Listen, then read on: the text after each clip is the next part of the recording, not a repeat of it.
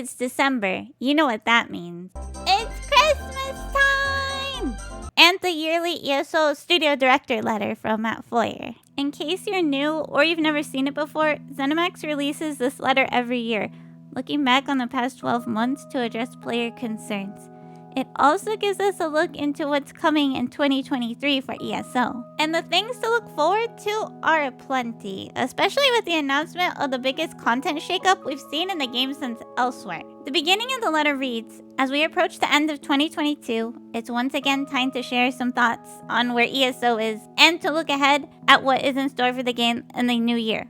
In 2023, ESO will see an amazing chapter as well as some long requested changes to the type of content we'll deliver, based largely on community feedback. That's right, they've read your forum post. They've also read your tweets. Before looking forward though, Matt Firor addresses the woes of the past few DLC launches, admitting that they're still working on fixes even now for the block bug, which has caused many a trial group's frustration since early November.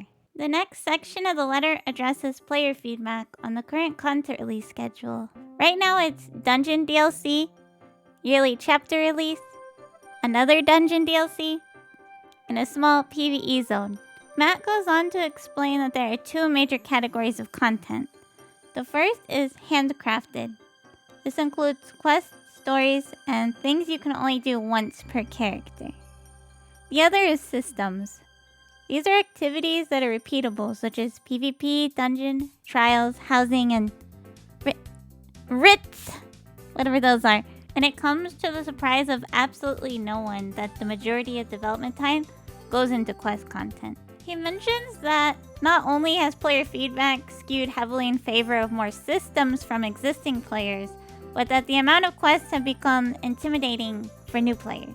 He states, now that we have hundreds and hundreds and hundreds of hours of questing content, enough for 4 or 5 regular RPGs, we're hearing from our new players that the sheer number of zones and stories and characters is intimidating. And then, on the other hand, our veteran players consistently tell us that they would like more content that isn't played through just once.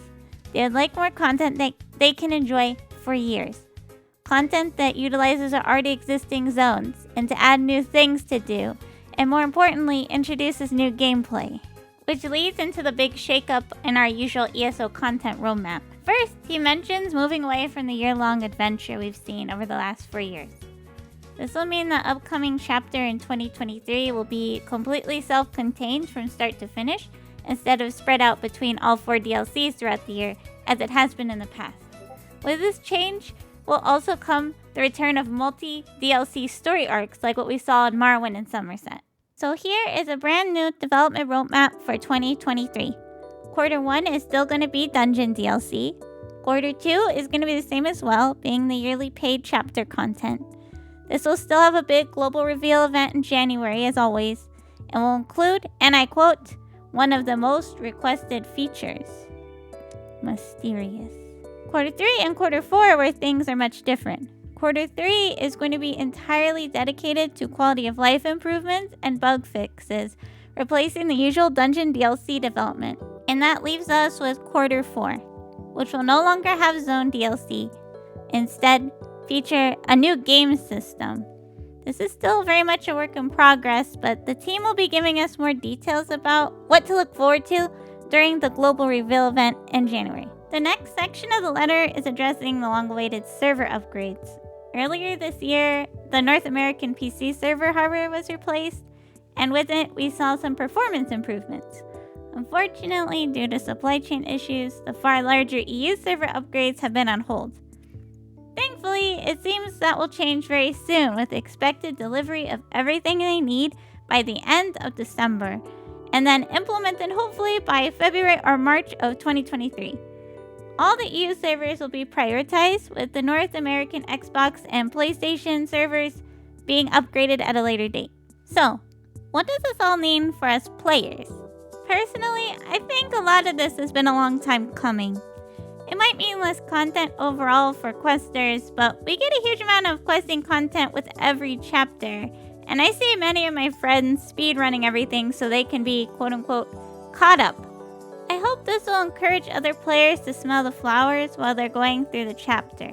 There's no longer a rush.